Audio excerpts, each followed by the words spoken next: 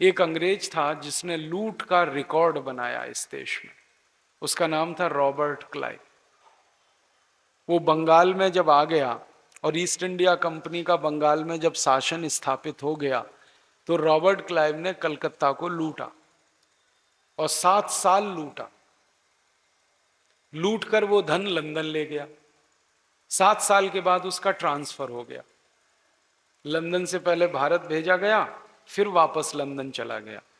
तो जब दोबारा लंदन गया तो ब्रिटेन की संसद में उससे एक सवाल पूछा गया कि तुम भारत से क्या लूट कर लाए।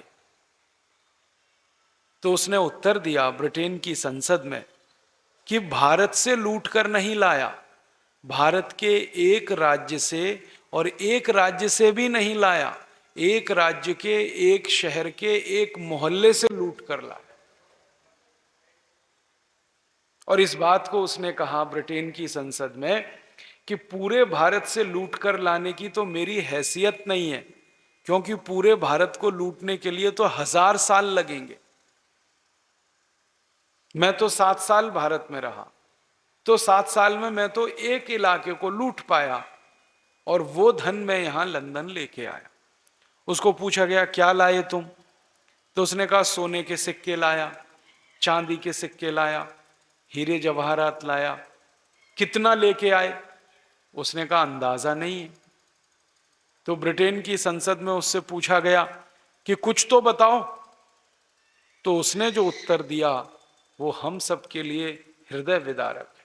उसने कहा कि भारत से कलकत्ता का धन लूट कर लंदन लाने में मुझे पानी के 900 जहाज लगे।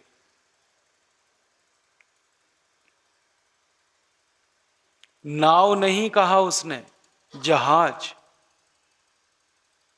फिर उसको पूछा गया एक जहाज में कितना आता है, तो उसने कहा लगभग 60 से 70 मीट्रिक टन माल आता है एक जहाज में, और 1 मीट्रिक टन में 1000 किलोग्राम होते हैं।